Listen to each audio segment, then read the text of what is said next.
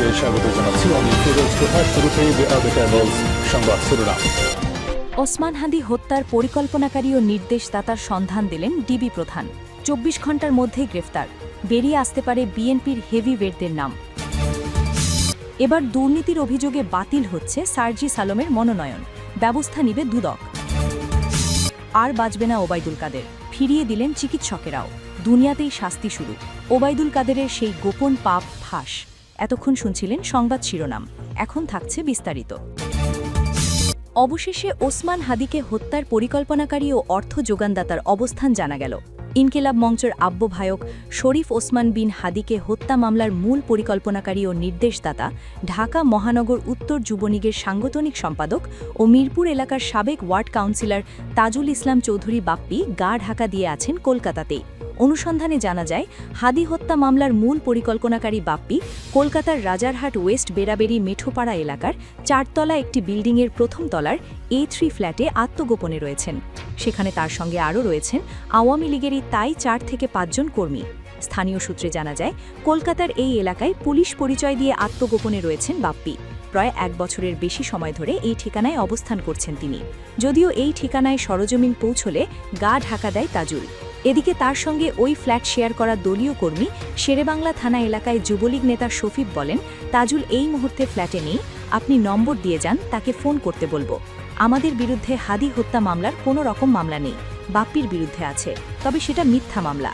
এদিকে শহীদ শরীফ ওসমান বিন হাদিকে একজন ওয়ার্ড কমিশনারের নির্দেশে হত্যা করা হয়েছে এমন অভিযোগ বিশ্বাসযোগ্য নয় বলে মন্তব্য করেছেন ইনকিলাব মঞ্চের সদস্য সচিব আবদুল্লাহ আল জাবের। তিনি দাবি করেন, এই হত্যার পেছনে একটি বড় চক্র কাজ করেছে এবং রাষ্ট্রীয় ব্যবস্থার সংশ্লিষ্টতা রয়েছে। যেসব অভিযোগপত্রে তাদের নাম নেই সেগুলো তারা প্রত্যাখ্যান করেন। হত্যার ঘটনায় প্রধান অভিযুক্ত ফয়সাল করিম মাসুদের ৫৩টি ব্যাংক হিসাবে থাকা ৬৫,৫০,২৪৬ টাকা ফ্রিজ করার আদেশ দিয়েছেন আদালত। নির্বাচন কমিশনে জমা দেওয়া পঞ্চগড় ১ আসনের প্রার্থী সার্জিস আলমের নথিপত্রে আয়ের তথ্যে গড়মিলের অভিযোগ উঠেছে।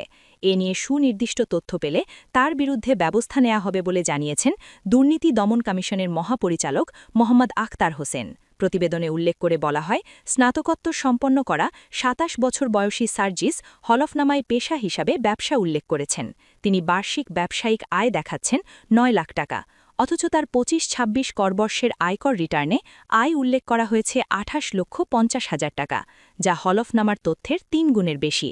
আয়ের ২ রকম তথ্যই হলফনামায় দিয়েছেন তিনি। পালাবো না, কোথায় পালাবো? প্রয়োজনে ফখরুল সাহেবের বাসায় গিয়েই উঠব। কানের কাছে কথাগুলো নিশ্চয়ই এখনও বাজে। মনে আছে সে দম্ভ? বিএনপির মহাসচিব মির্জা ফখরুল ইসলাম আলমগীরকে উদ্দেশ্য করে কথাগুলো যিনি বলেছিলেন, তিনি আওয়ামী লীগের সাধারণ সম্পাদক এবং সাবেক সড়ক পরিবহন ও সেতুমন্ত্রী ওবায়দুল কাদের। একসময় যাকে মানুষ ভালোবেসে বা ঘৃণায় কাউয়া কাদেরও বলত। অথচ ভাগ্যের কি নির্মম পরিহাস! ৫ আগস্টের পর গণ অভ্যুত্থানের পরে সেই পালাবোনা বলা মানুষটি সবার আগে দেশ ছেড়েছেন। আর এখন তার সময় কাটছে ভারতের কলকাতার কোনো এক গোপন আস্তানা নয়। একসময়ের দুর্দান্ত প্রতাপশালী এই নেতা আজ ভুগছেন জীবন মৃত্যুর সন্ধিক্ষণে। আজকের ভিডিওতে আমরা জানব ওবায়দুল কাদেরের বর্তমান শারীরিক অবস্থার গোপন খবর, জানব তার পতনের নৈপথ্যের কাহিনী এবং সড়ক ও জনপথ বিভাগে তার হাজার হাজার কোটি টাকার দুর্নীতির ভয়ঙ্কর সব খতিয়ান। কিভাবে পাপের শাস্তি দুনিয়াতেই পাচ্ছেন এই নেতা, জানতে হলে ভিডিওটি শেষ পর্যন্ত দেখুন। ৫ আগস্ট শেখ হাসিনা পদত্যাগ করে দেশ ছাড়ার পর থেকেই ওবায়দুল কাদেরের খোঁজ পাওয়া যাচ্ছিল না। পরবর্তীতে জানা যায় তিনি ভারতে পালিয়ে গেছেন। কিন্তু সেখানেও কি শান্তিতে আছেন তিনি? মোটেও না। সারাদিন আবল তাবল মিথ্যার ফুলঝুরি ফোটানো সেই কাদের এখন কথা বলার শক্তিও হারিয়েছেন। বর্তমানে তার অবস্থা এতটাই সংকটাপূর্ণ যে তাকে কলকাতার ওপেলো হাসপাতালে ভেন্টিলেশনে পর্যন্ত রাখতে হয়েছিল। খবর পাওয়া গেছে, গত শুক্রবার হঠাৎ করেই তার শারীরিক অবস্থার মারাত্মক অবনতি ঘটে। প্রায় সংজ্ঞাহীন অবস্থায় তাকে হাসপাতালে নেওয়া হয়, কিন্তু সেখানেও ভয় তাকে ছাড়েনি। হাসপাতাল কর্তৃপক্ষ জানায়, তার নিরাপত্তার কথা চিন্তা করে পরিবারের সিদ্ধান্তে তাকে হাসপাতাল থেকে সরিয়ে নেওয়া হয়েছে। কোথায় নেওয়া হয়েছে? হাসপাতালের রাজারহাট নিউ টাউনের কাছে একটি গোপন ভাড়া বাড়িতে। সেখানেই এখন চলছে তার চিকিৎসা। ডাক্তার, লাইফ সাপোর্ট আর অক্সিজেনের সিলিন্ডারে ঘেরা তার বর্তমান জীবন। যে মানুষটি একসময় হুঙ্কার দিয়ে রাজপথ কাঁপাতেন, আজ তিনি নিজের ছায়াকেও ভয় পাচ্ছেন। ভয়ে হাসপাতাল পর্যন্ত থাকতে পারছেন না, পালিয়ে বেড়াচ্ছেন এক বাসা থেকে আরেক বাসায়। সাধারণত কোনো মানুষ অসুস্থ হলে দেশবাসী তার জন্য দোয়া করে। আমরা দেখেছি খালেদা জিয়ার অসুস্থতায় মানুষ ব্যথিত হয়েছে, কিন্তু ওবায়দুল কাদেরের ক্ষেত্রে চিত্রটি সম্পূর্ণ ভিন্ন।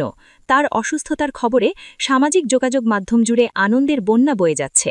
কেউ কেউ তো তার মৃত্যুর খবরের অপেক্ষায় অধীর আগ্রহে দিন গুনছেন, এমনকি অগ্রিম মিষ্টির বায়নাও দিয়েছেন অনেকে। কেন এত ঘৃণা, কেন এই আক্রোশ?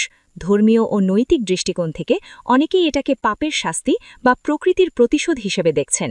মানুষ মনে করছে ওবায়দুল কাদের তার কর্মফল দুনিয়াতেই ভোগ করছেন। দর্শক, ওবায়দুল কাদেরের হাজার কোটি টাকার দুর্নীতির বিস্তারিত হিসাবে যাওয়ার আগে ছোট্ট একটি অনুরোধ। রাজনীতির এমন সব গোপন খবর এবং বিশ্লেষণ ধর্মীয় ভিডিও পেতে আমাদের চ্যানেল এখনই সাবস্ক্রাইব করে বেল আইকনটি চেপে দিন।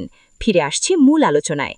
সম্প্রতি সোশ্যাল মিডিয়ায় ওবায়দুল কাদেরের একটি ছবি ভাইরাল হয়েছে। সেই ছবিতে তাকে দেখে চেনার উপায় নেই। বিধ্বস্ত চেহারা, অসহায় দৃষ্টি।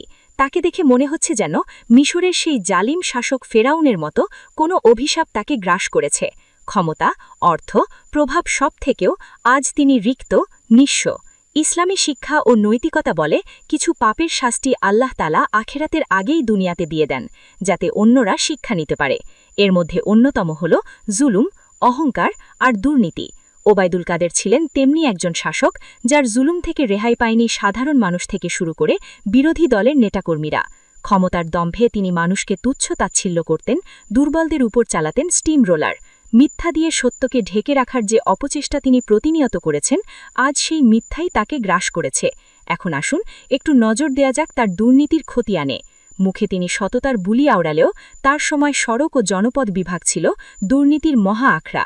ট্রান্সপারেন্সি ইন্টারন্যাশনাল বাংলাদেশ বা টিআইবির গবেষণা বলছে, ওবায়দুল কাদেরের আমলে সড়ক খাতে ২৯,২৩০ কোটি টাকা থেকে শুরু করে ৫০,৮৩৫ কোটি টাকার দুর্নীতি হয়েছে।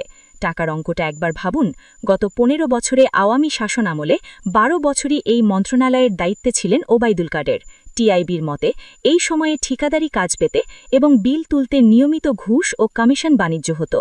আর এই পুরো প্রক্রিয়ার নেতৃত্বে ছিল একটি শক্তিশালী সিন্ডিকেট, যার গডফাদার ছিলেন স্বয়ং মন্ত্রী। গবেষণায় দেখা গেছে, কোনো প্রকল্পের কাজ পেতে হলে ঠিকাদারদের মোট ব্যয়ের ১০ থেকে ২০% টাকা ঘুষ দিতে হতো। শুধু তাই নয়, কার্যাদেশ কেনাবেচা, লাইসেন্স ভাড়া দেয়া এবং স্থানীয় পর্যায়ের চালাবাজিতে চলে যেত আরও ২ থেকে ৬% টাকা। সব মিলিয়ে একটি প্রকল্পের মোট ব্যয়ের ২৩ থেকে ৪০% টাকাই চলে যেত দুর্নীতির পেটে। অর্থাৎ রাস্তার জন্য বরাদ্দ টাকার অর্ধেকই গায়েব হয়ে যেত। ফলে আমরা পেতাম জোড়াতালি দেয়া নিম্নমানের রাস্তা, যা সামান্য বৃষ্টিতেই ভেঙে যেত। সড়ক নির্মাণে বাংলাদেশ বিশ্বে ব্যয়ের দিক থেকে রেকর্ড গড়েছে।